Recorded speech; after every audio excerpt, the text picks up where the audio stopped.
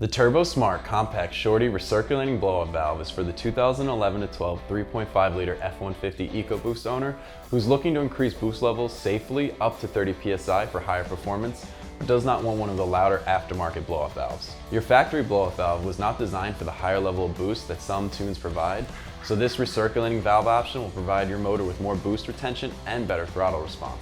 Everything is included in the box for a bolt-on install. You'll be needing 2 of these for your model year, so expect 1 out of 3 wrenches on our difficulty meter and about 1 to 2 hours per valve. These recirculating blow-up valves are great if you're looking to add power to your EcoBoost, but you aren't looking to add unwanted attention on one of the louder standard blow-up valves.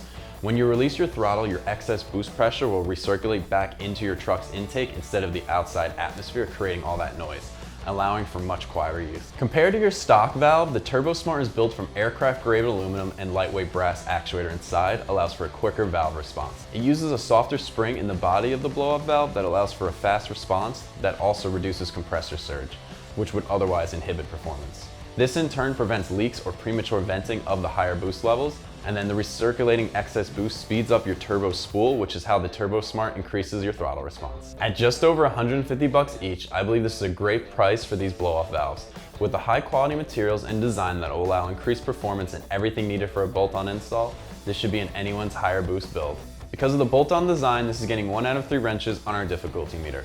You can expect to spend about 1 to 2 hours getting each valve installed. The tools you'll need are a ratchet and socket set. We're going to begin our installation by removing the inner fender well. This will gain you access to the side of the turbo so you can go ahead and remove your factory blow-off valve.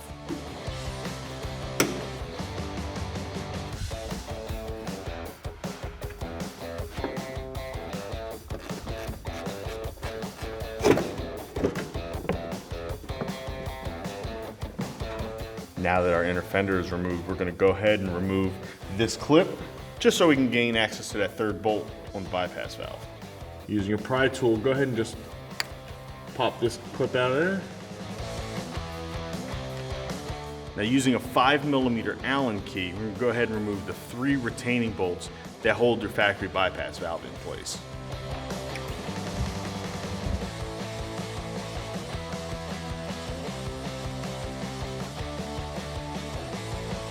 Now once all 3 bolts are out, you're going to go ahead and carefully remove the factory bypass valve, making sure that all the parts come out together. But not before removing your factory vacuum line. Now we're going to install our new Turbosmart bypass valve. Using the new supplied hardware that comes with it, it's still a 5mm Allen key to install. Go ahead, just slide in there and line up the holes.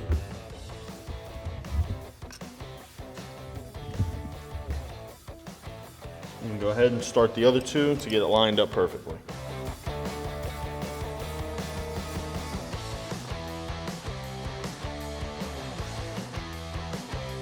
After your bypass valve is installed, you want to go ahead and reinstall the vacuum line to the top of it, and then go ahead and plug your harness back in.